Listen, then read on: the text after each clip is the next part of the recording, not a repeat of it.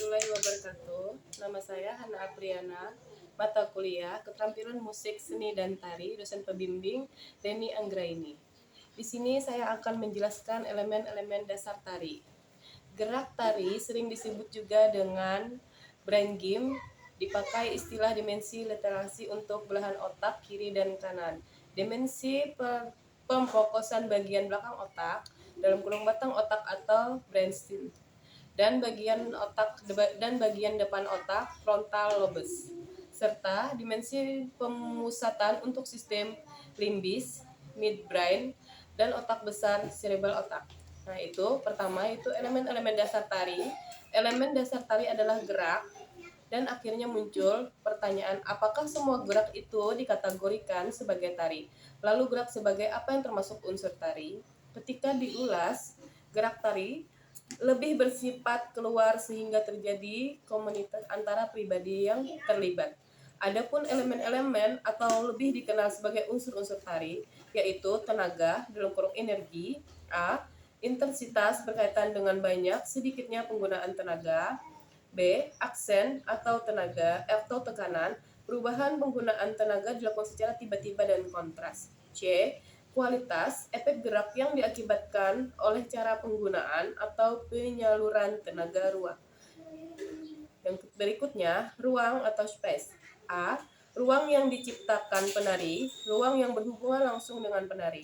B. Ruang pentas, tempat penari melakukan gerakan dalam wujud ruang secara nyata, yaitu 1 garis, 2 kolom, 3 arah, 4 level, dan 5 fokus.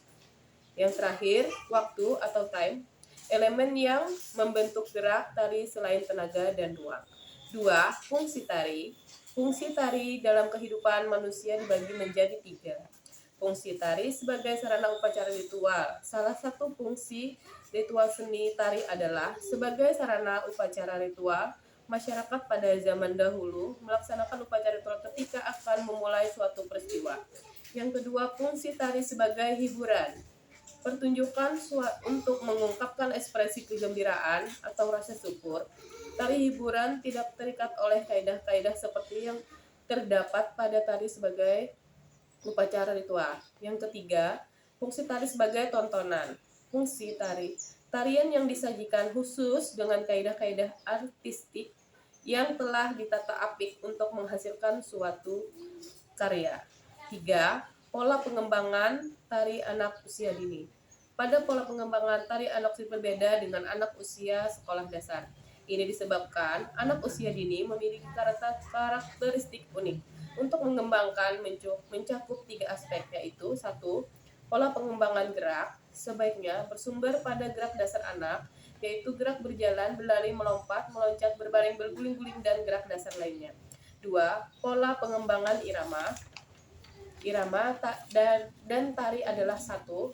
Oleh karena itu, pola pengembangan irama sebaiknya tidak bertumpu pada hitungan atau ketukan ketika melakukan gerakan, tetapi harus mampu menjadi wahana mengembangkan kecerdasan dalam bidang gerak rasa irama anak usia dini. Yang ketiga, pola pengembangan ekspresi. Ekspresi merupakan suatu yang penting dalam pengembangan dan pertumbuhan anak usia dini. Ekspresi merupakan salah satu bentuk aktualitas diri. Melalui ekspresi dapat diketahui suasana hati anak usia dini. Terima kasih.